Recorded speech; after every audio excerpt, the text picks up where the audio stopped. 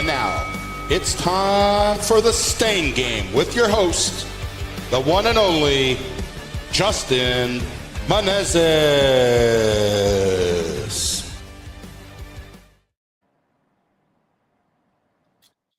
Hey everybody, this is Justin with the Stain Game podcast. We are coming to you live today. It is, I can't remember what day it is today. It is Wednesday afternoon, early evening. It is 6:02 p.m.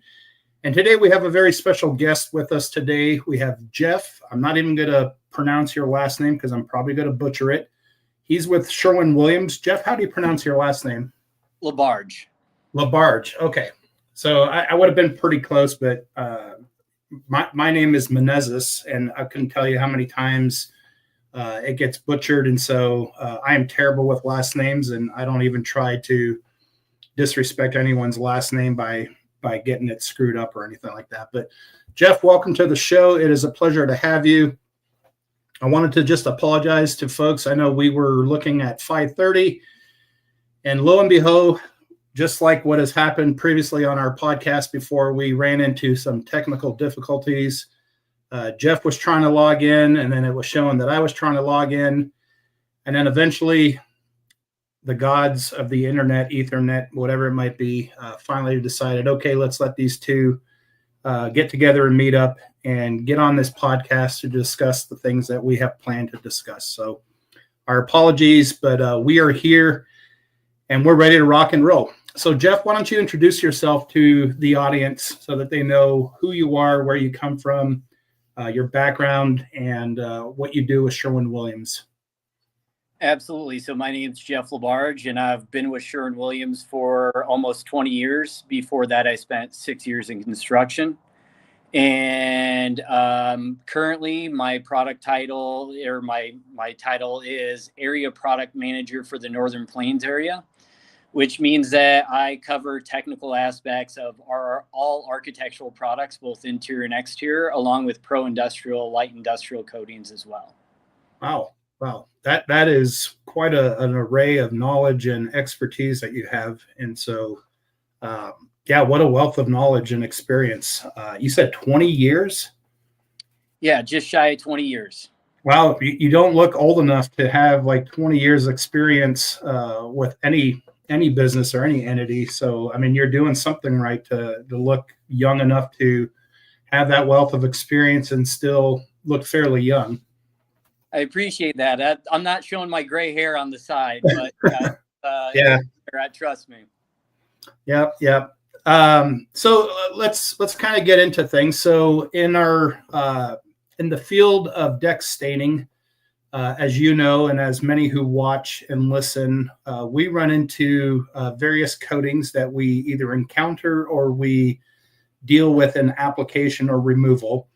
A lot of folks who are in the deck staining, fence staining business, we like to use oil-based stains. A lot of us are using Expert Stain and Seal. Some are using Wood Defender. Others are using Ready Seal, TWP, Super Deck, and then the list goes on. There's PPG. There's you name the stain, and there's probably an oil stain. And then a lot of us also deal with film forming stains, or the solid or semi-solid stains that are pretty common. At least here in Nebraska, we see a lot of solid stain decks and fences. And so I personally am a big fan of Sherwin Williams Super Deck. When we do any kind of semi-solid to solid stains, that's the stain that we go to. And so I wanted to ask you a little bit about the difference between Super Deck, which is, I'm pretty sure it's nationwide availability. And then there's also a Super Deck 9600 series. And I just wanted to see if you could touch base on what's the difference between the two, between the just regular Super Deck and then the 9600 series. No, absolutely. So I'll first start off with the regular water-based Super Deck, which the solid color is actually a new formulation for this year. We formulated it to be a low luster, And the purpose of that being is, first of all, it's going to be a little more scuff resistant since it has some sheen to it. Additionally, it's going to be more dirt resistant because it's not a flat. It's going to be able to be cleaned a little bit easier. But additionally, with the slight sheen, it's also going to reflect some UV. So it's going to give it longer color retention as well. And so the solid color water-based product you can put on in 2 coats. Mainly we recommend 2 coats is because the first coat might not look very even because the wood is going to be porous, maybe more porous in certain areas than others. So that 2-coat process is really going to make it look nice and even. And that's water-based. So water-based is good for areas that need very low VOC restrictions. It's good if we're worried about an odor affecting the potential client or homeowner. And it's also good because water-based can tolerate a little bit higher moisture content than your average oils. Yeah. Downside to a water-based solid is that on a hot summer day, it is going to dry very, very quickly, which can lead to lap marks, or it could lead to the stain not being able to fully soak in. And we take that into comparison of a Super Deck 9600, which is a hybrid. So it is a true alkyd resin. And what we do is we just use it water instead of mineral spirits to deliver it to the board.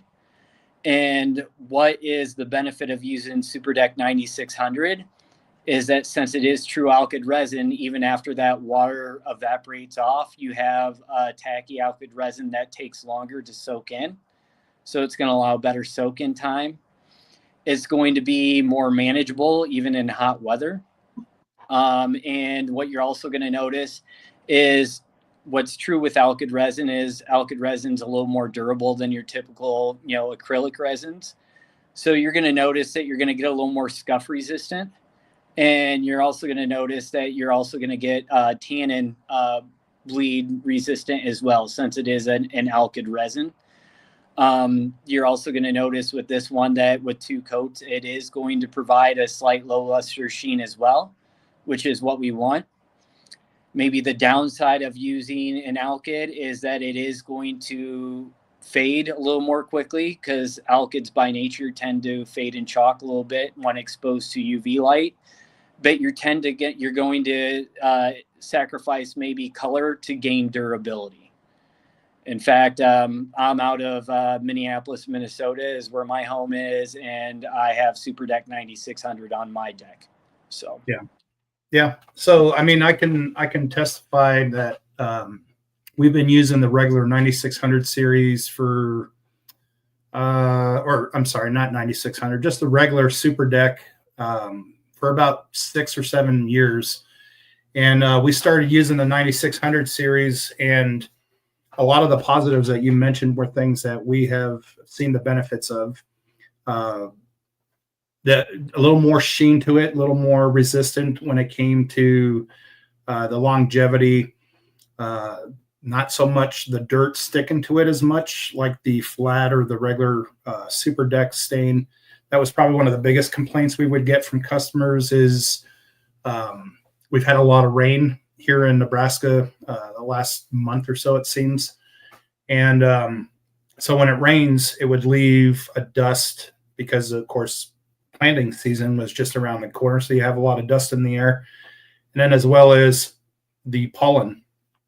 So you'd see a lot of the residue pick up or show up on the deck, and customers would be complaining that, hey, I've got this, dust or whatever. And it just was more evident to them to see. Whereas with the 9600 series,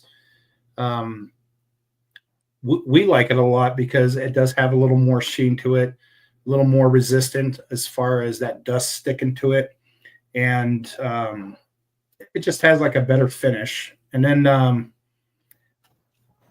I think for me as an applicator, it has a little more coverage rate as far as ability to cover better than the regular 9600 series. Have you seen that yourself, or have you heard from others that either say it's better or it's less, or one gets more coverage compared than the other? Yeah, I would say that that definitely depends on like the climate you're in and the species as well. So like I cover Wyoming and Montana, and this product is pretty much has to be used because it gets really hot and dry in, Mm-hmm. in those climates. So therefore, the porosity is a little bit more, just because it dries out so much more and it soaks in a little bit more. But when we were looking more into the Nebraska, Iowa, even Minnesota markets, you can definitely see that extended coverage when it comes to it, because we have a little more humidity and moisture in the air. So Mm-hmm. it's not quite as porous when it comes to certain wood species. Yeah. Yeah. So what is the typical moisture level uh, that you should use to apply a solid stain? Yeah, so we recommend 15% or less, and that's just, it kind of, if there's a little bit more, you can probably get a little leeway. Mm-hmm. Um, 15%, especially for oil resin, just because we want as much moisture out of those boards, because if we have a lot of moisture, a lot of things can go wrong. We can get blistering, we can Mm-hmm. get bubbling. It could even blush in certain places where there's heavy moistures, and so that's white haziness. So being able to eliminate all those potential issues, the 15% content is usually pretty standard across the industry of what we're looking for. Awesome. Awesome. Yeah. There's, I know in a lot of the different conversations in various groups, you'll hear folks talk about 20 to 30%, uh, which I don't know, sounds a little crazy, but like a gentleman, I believe he was in Georgia, talked about how he applies 9600 series when it's 25% moisture, and he hasn't had a problem. Um, in Nebraska, if we did it at 25% moisture, as you mentioned, we'd start seeing the bubbling, we'd start seeing the uneven finishes because of that moisture not allowing that product to look to finish the way you want it to look, and to have the durability that you're hoping that your customers are going to have in the long run. And so I think in Georgia, maybe some guys can get away with 20% moisture. I always tell folks everybody is different. Every location is different. So what we do in Nebraska may not work in Georgia. What works in Georgia may not work in Nebraska. Find out what works in your area, and talk to your reps, talk to the product experts, and find out what they recommend. There's a reason. I'm sure Sherwin-Williams does recommend a 15% moisture level compared to a 20 or 25. And as you mentioned, the blistering, the bubbling, the blushing of the colors. So they don't tell you 15% just to throw out a number. There's research that's probably been done.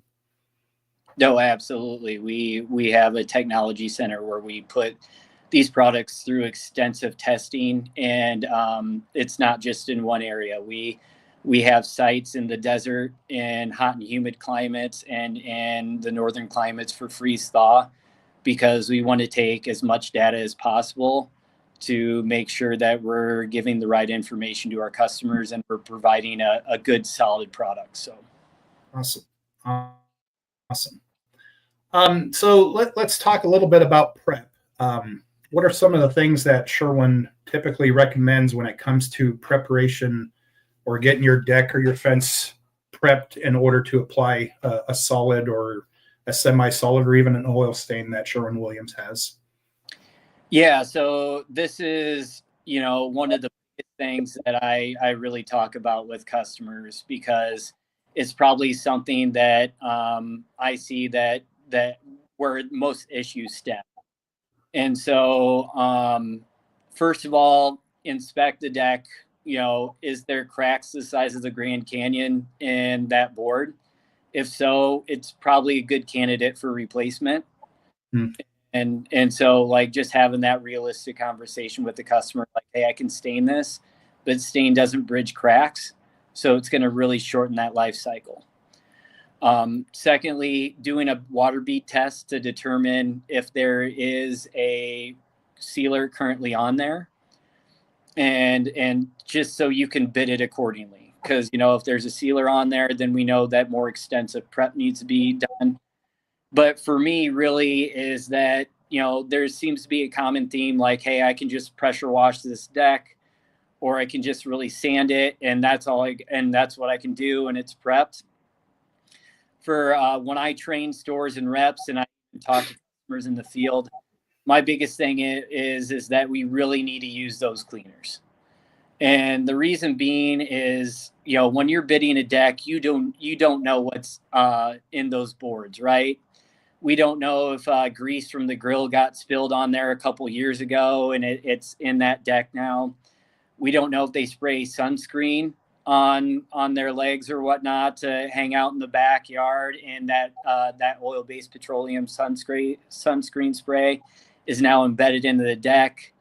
If your favorite beverage got spilled on there, condiment, there's 1,001 things that can go wrong, right? And there's one way it can go right. So, that's why it's for us, it's so important. If we're going to prep a deck and it's bare and it's weathered and that dead decayed grade lignin is on there, we really need to remove that as well, because that's no longer part of the board, and that's almost a guaranteed delamination of wood issue within a month or two.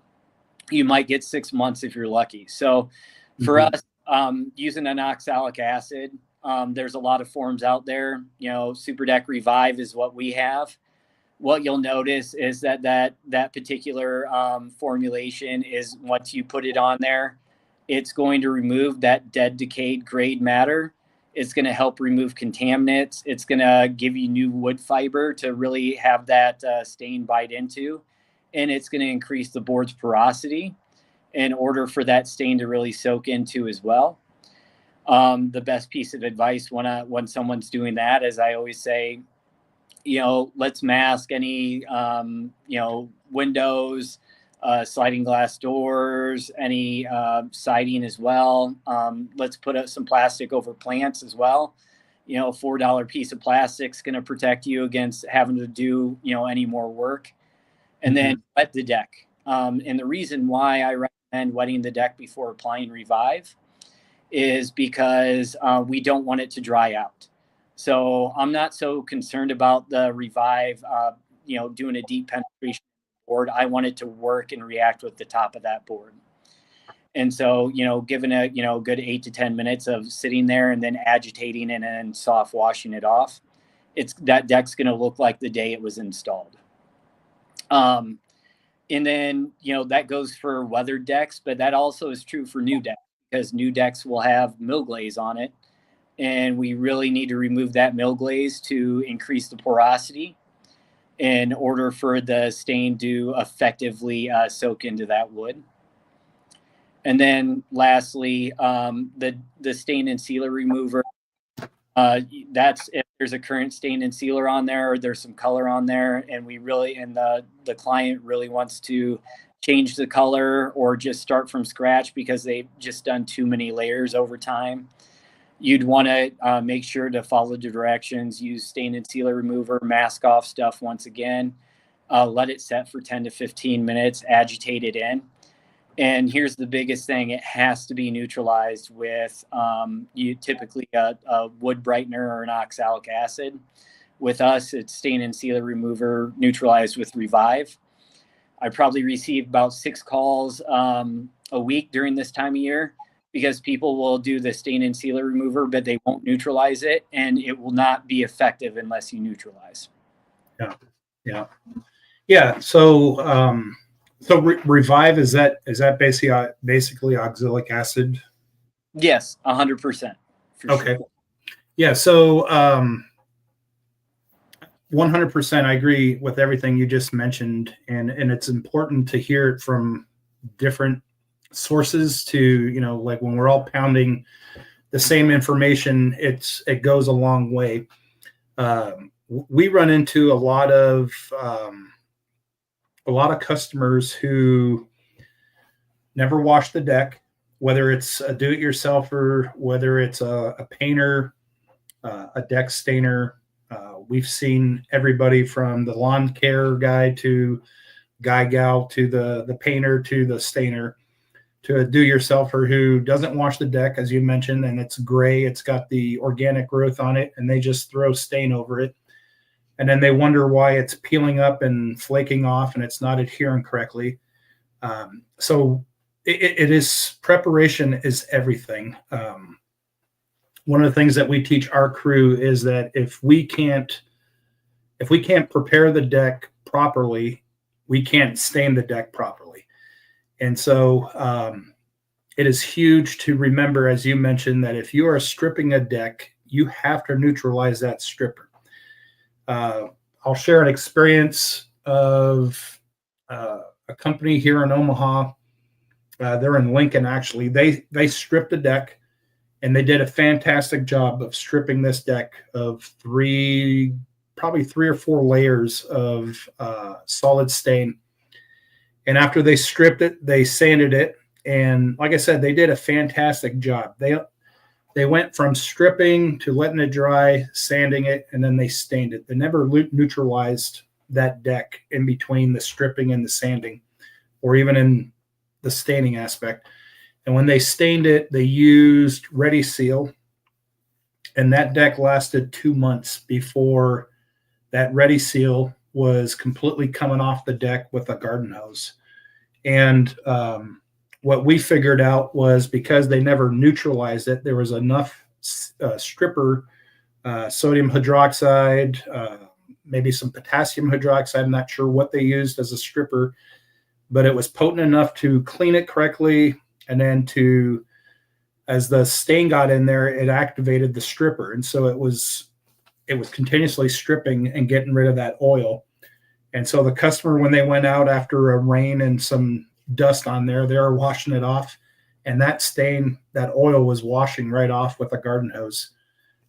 So it is super important to neutralize, whether it just be with metasilicate, whether it be with hydroxide, in order for that deck to be properly prepared and ready to receive stain.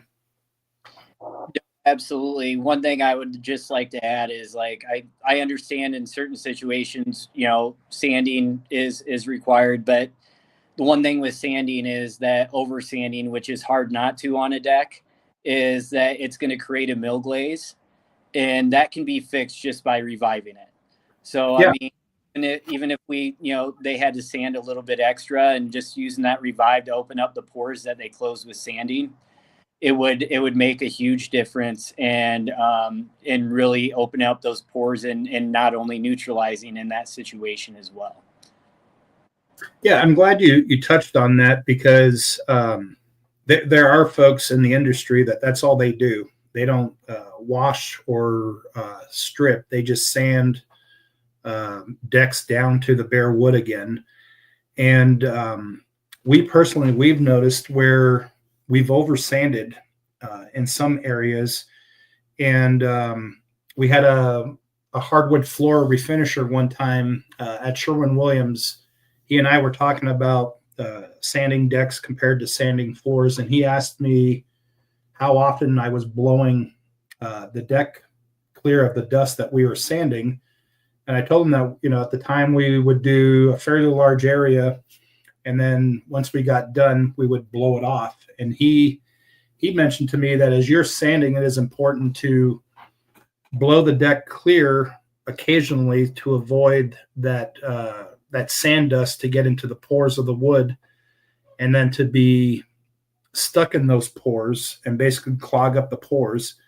And then he mentioned to me the importance of not over sanding, because, as you mentioned, eventually you'll start creating a layer or a mill glaze effect on those boards.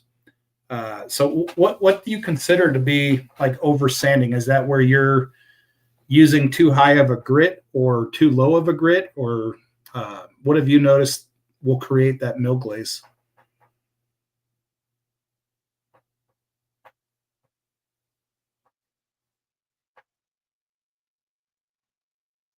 Oh, I don't know if we lost Jeff or if he's still on. I see a blank screen.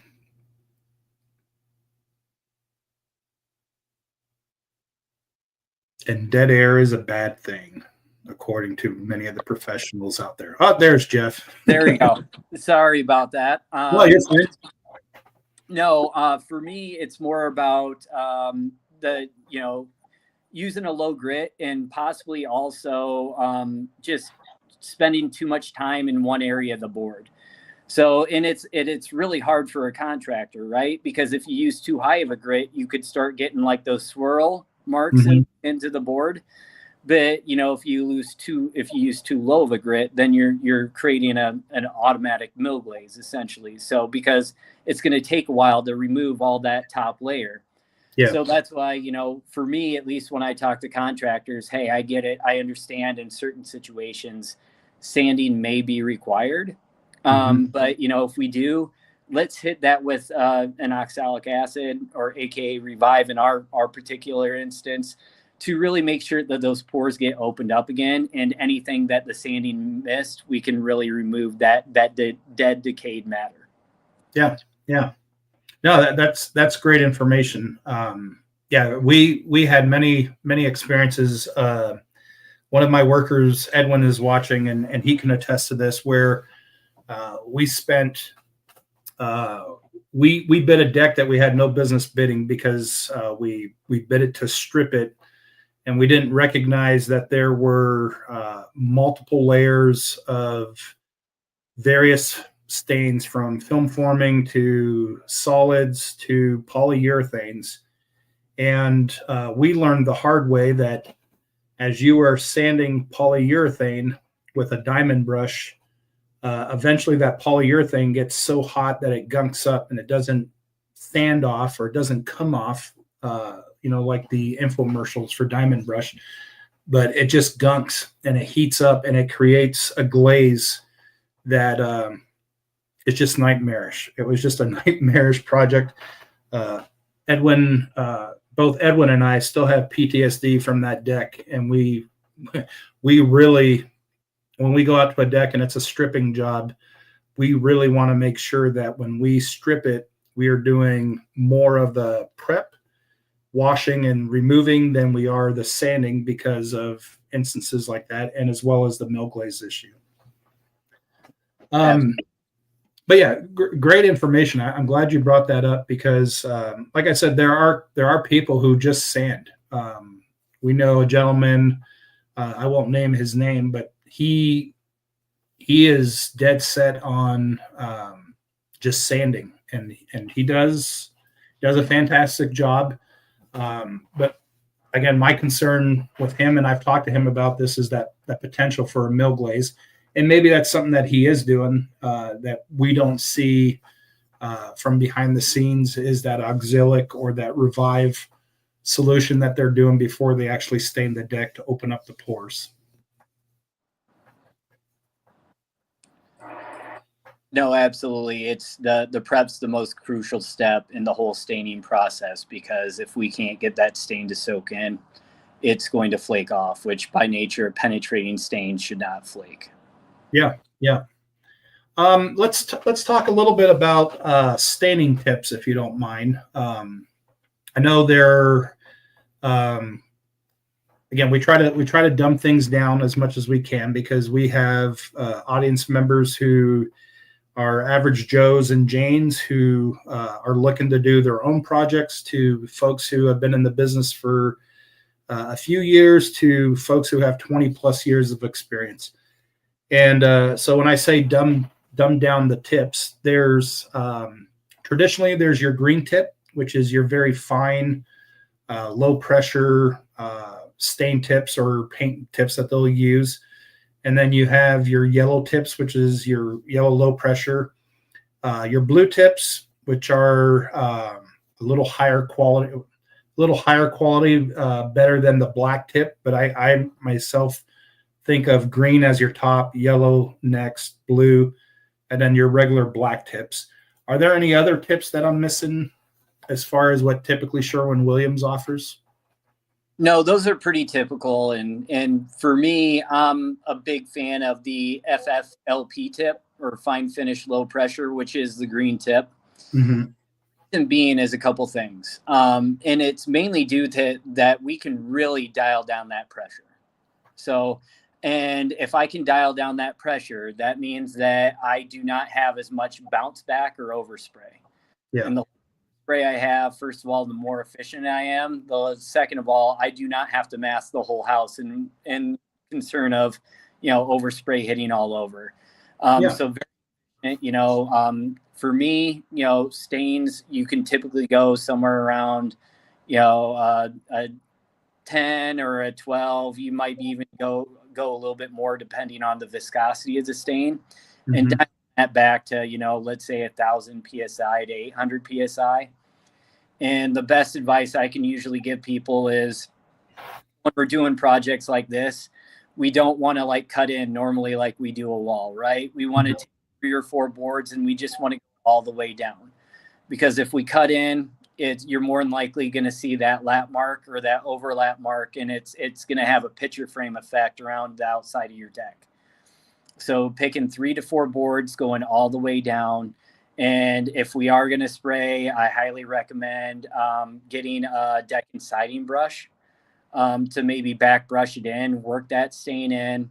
The deck and siding brush, it's meant to handle decks. It has a lot of bristles. It's meant to soak in a lot of product. And the nice thing about it is you can unscrew that handle and you can put an extension pole on there, so you're not down on your knees to do the whole project. So it's a lot easier to use. So if you're spraying it, take 3 or 4 boards, go all the way down, have someone come in right behind you, just back brush any of the excess stain. And the reason why we don't want excess stain on there is because the board can only accept so much stain into the pores. After that, it's just going to sit on top, and especially if it's alkyd resin, it's permanently tacky, or even worse, it might turn black because it turned into an algae food source.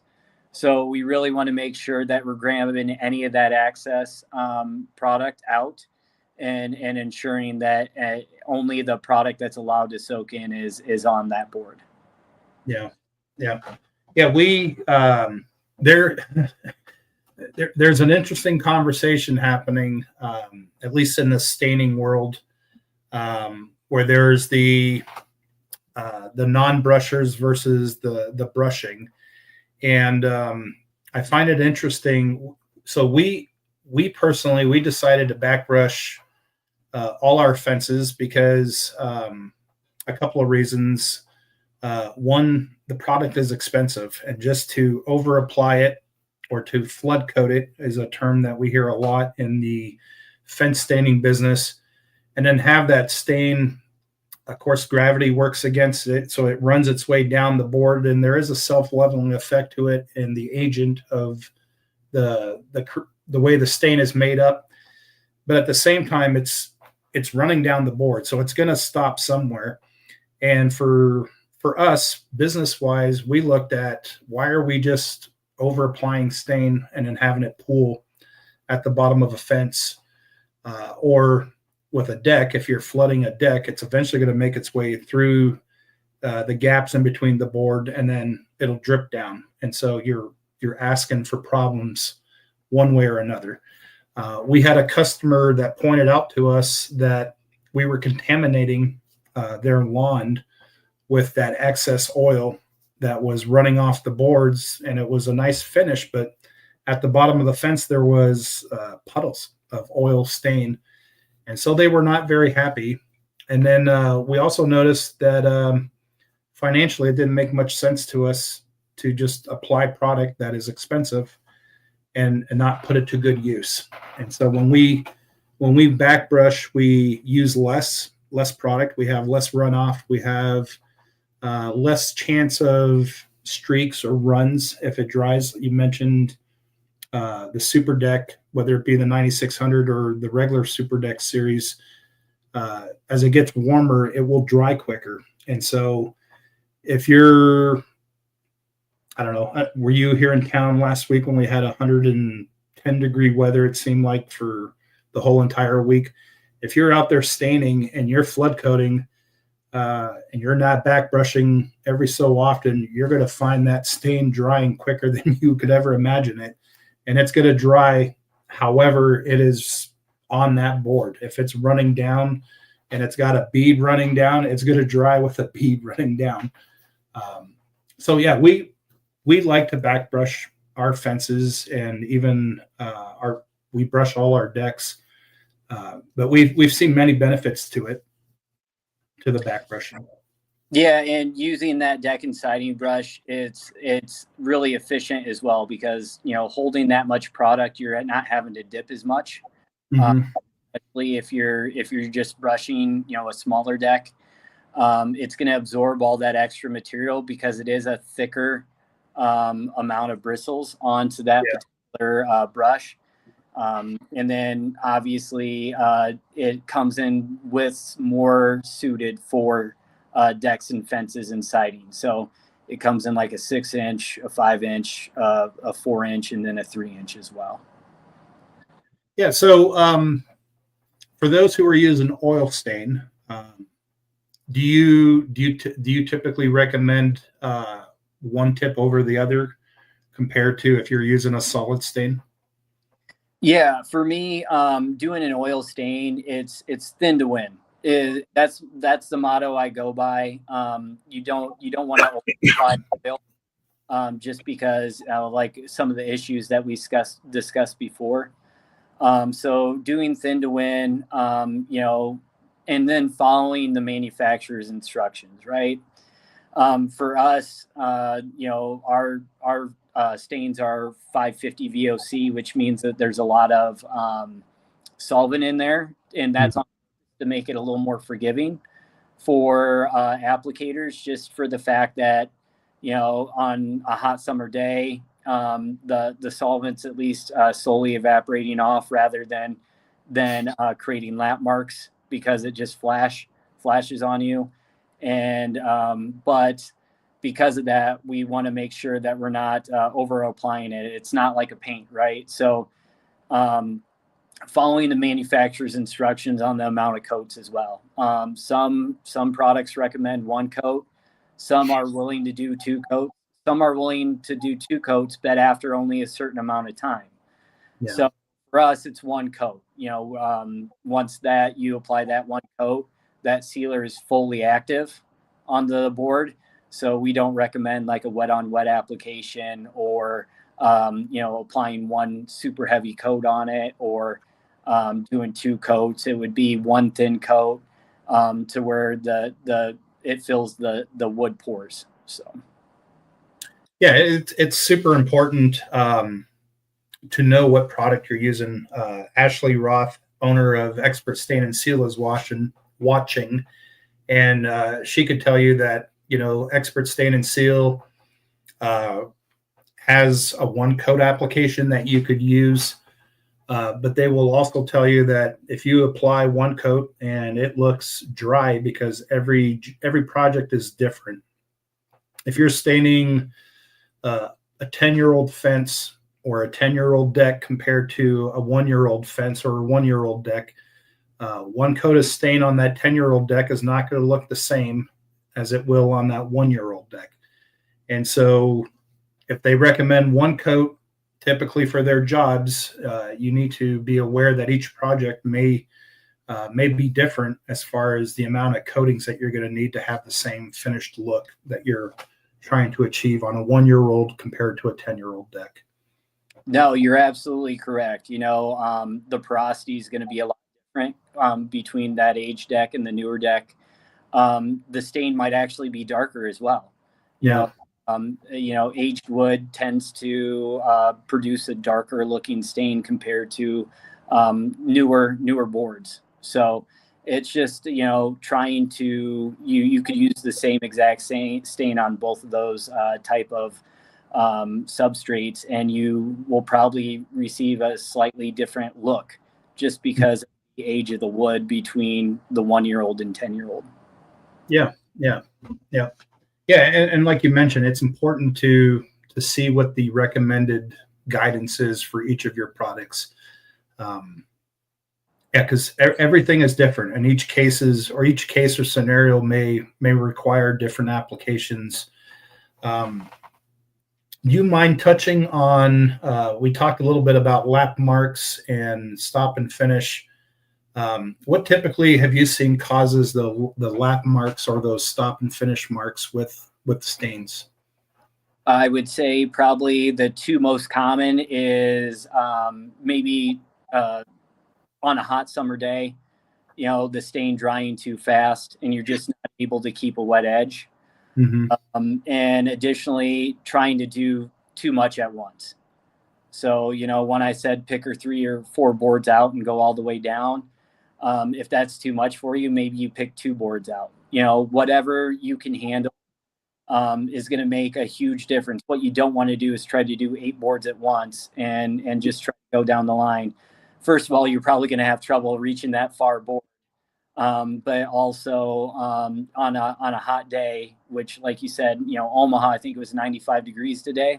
Yeah, you're going to be, if you pick out and try to get too far ahead, it's going to be a real struggle to keep that wet edge and make sure you maintain consistency. So it really comes down to the applicator. If you feel comfortable doing 2 boards and that's all you can handle, then that's what you should do. I've done about or somewhere around just over 200 decks throughout my time with Sherwin, and I'm a 3 to 4 board person. Any more than that, my wet edge starts getting lost. So it really depends on the applicator, but the biggest thing is you want to make sure you maintain a wet edge, and you don't want to get too far ahead in terms of the application. You want to make sure that you can pick something that you can handle, and you can take it all the way down that board, all the way to the other end of the deck. Yeah, awesome. I just wanted to touch on tips again, because I know we started on them and then we kind of got sidetracked with it. So the green tips, the FFLPs, are low pressure. You mentioned that you can get them down to even 800 psi. Lower pressure means lower overspray potential. After the green tip, do you recommend a yellow tip for a lower pressure but still more velocity as far as product coming out? Yeah, for me, you can. For me, it's all about the tip size, right? So tip size regulates material at the end of the day. So, like a 10 orifice or a 12 orifice, if you jump up to a 12, you can do that, but it's going to put more material onto that substrate, in this case being the board. So you either need to be a faster applicator, or if you're not, like me, I'm a slower applicator, I would probably drop down to like a 10, just because I need to. So when it comes down to tip size, you need to kind of determine what type of applicator you are.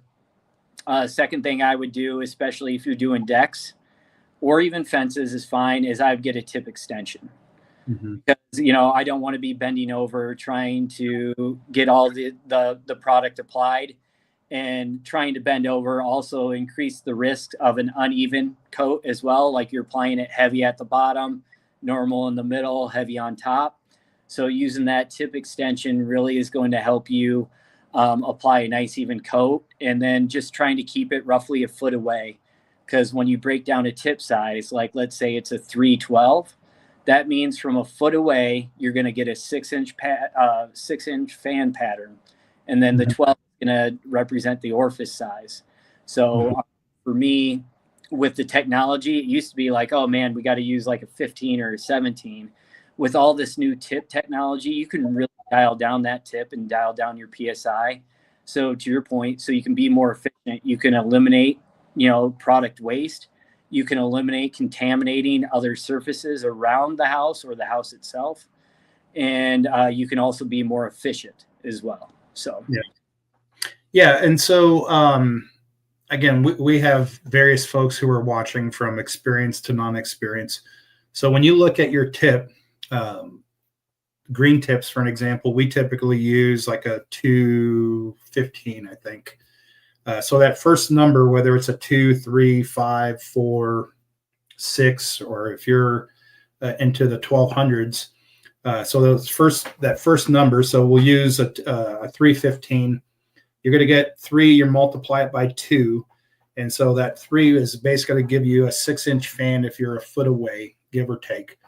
If you're jumping up to a 415, now you're looking at an 8-inch fan, and etc. So 5 will be 10-inch, 6 will be 12. If you're into the 1221s, there's a lot of fence stainers who use a 1221. You're looking at a very, very big fan, 24-inch plus a 1221 with a 21 orifice. You're putting out a lot of product. So if you're not experienced, I personally would suggest you start off with a smaller tip and gain that ability and that knowledge of fan width and how much product you're using. And as you mentioned, Jeff mentioned, you don't want to be jumping too far ahead of yourself on doing whether it's 4 boards or 8 boards, and then find yourself in a dilemma where the product is drying because you did too many boards and you're not able to have a wet edge or a wet brush or a wet surface to where you can brush that product in so it's not leaving lap marks or finish marks. So start off small, work your way up, gain experience with the tips, and learn what is comfortable for you and your project. Green tips, finer tips, yellow tips are little. We love the yellow tips. We rarely use blue tips anymore, and we never use black tips. It just seems like the black tip gunks up pretty quickly. So when we're painting or using a solid stain, we'll use a blue tip. But oil stains, we typically stick around the green or the yellow tips for a good finished product with minimizing overspray.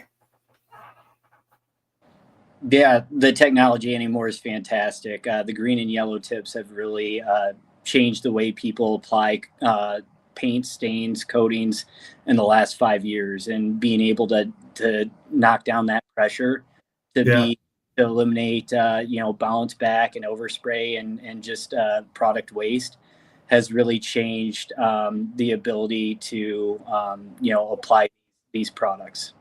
Yeah. I had a gentleman, I think he was in Texas. He was using a 1221 tip because he had seen other folks using it. And he had the misfortune of having like a ton of overspray because it was windy, probably windier than he would want it to be. And inexperienced, and he was the first to admit that, hey, I haven't really used this. And so he learned that speed is not always the best option. It's like I mentioned, if you don't have experience using larger tips, start off with a smaller tip, gain your experience, learn where your pressures are at. We like the yellow tips personally because, like you mentioned, we lower down our pressure. We're still putting out the same amount of product, but with lower atmospherical particles in the air, if that makes any sense. And when you get those oil or paints in the air and the wind is blowing 5, 10, 15 miles per hour, you may not see it at the home you're staining or you're painting at, but you'll see it 3 doors down, 4 doors down when it finally hits a surface. And that's when big problems start showing up, is cleaning off overspray and damage that will occur for over applying product into the atmosphere. Yeah, those new tips increase transfer efficiency onto that substrate incredibly. It eliminates a lot of those issues. Yeah. Jeff, we're at 51 minutes. I know I told you we'd be about 45 minutes, so I'm already keeping you more than what I told you I would keep you. We touched on Super Deck versus 9600. We talked a little bit about the solid stains, some oil tips, how to apply, how to avoid overspray. If I know Jeff and I talked about this offline. If you are, so my first experience going into a Sherwin-Williams store, I walked into the store and I looked at the shelf and I saw the price of a can of Super Deck stain. and it just scared the crap out of me. I'm like, I'm not paying that much for stain. And I walked out. And then to the credit of the manager at the time of the store, he saw me walk in and he saw my truck, and he called me like a few minutes later. He's like, hey, I saw you walk into my store, and then I saw you walk out, and you didn't look very happy. Is something wrong? And I told him, well, I'm not going to pay $60-something for a gallon of stain. And so then he told me about contractor pricing and the contractor program. And so if you are interested in going to Sherwin-Williams and utilizing the products and materials that they have, I personally would suggest that you talk to the folks there at the store, and they will hook you up with a contractor. I'm not sure what the title of those individuals are, but they deal with contractors. And someone will be assigned to you.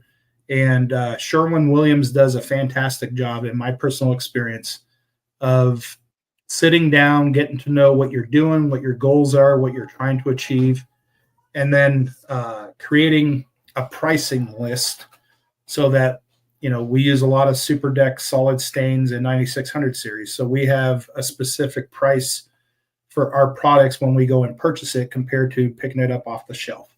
Same thing with brushes. We talked about brushes. We use a lot of brushes. And so when we go to Sherwin and we pick up one of their, I think they're called Super Deck, or are they called Woodscape brushes? The sticker price may shock you.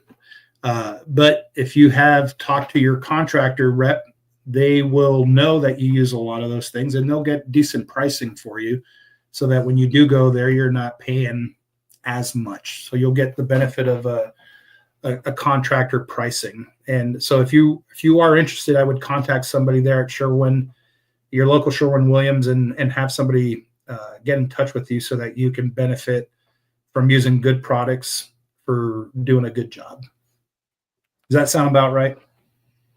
Yeah, I mean, the one thing I would just like to add is like, hey, just please use the right products for the right job, and that's what hopefully our staff and our reps are pretty well trained in. And like, please don't use a chip brush to try to knock out a deck. I mean, you're going to be there till 2026, and you're probably going to have some inconsistency. I understand. The deck and siding brushes do cost more, and it might be a little shocking, but using the right tools is really going to help you be successful and give that finish that you're looking for. Yeah. So if you don't believe what he just mentioned about a brush, go get a regular paintbrush, polyester black, or if you want to spend some good money, go buy a good Purdy brush. Get an ultra stiff Purdy ultra. They're like $30 for a nice good brush, and then go buy oil stain and take that brush and then dip it and pull it out. I will tell you to put down a tarp or put down some plastic or stuff, because that brush will not hold that stain because it's not meant for that product. Brushes have a purpose.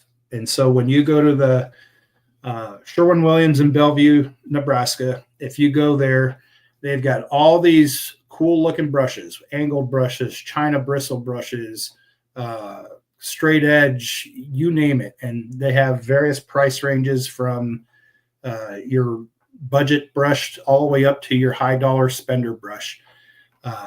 Those brushes will work fine with a solid stain. They'll work fine with some of the film forming stains.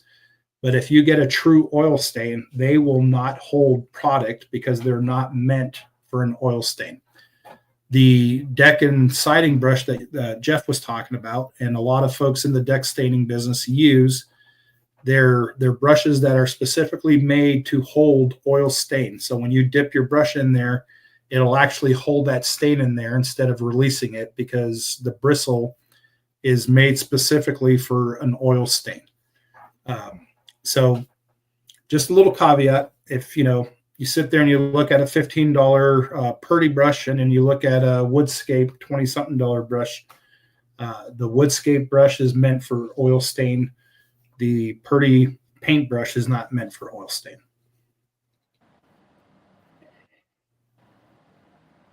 Does that sound about right?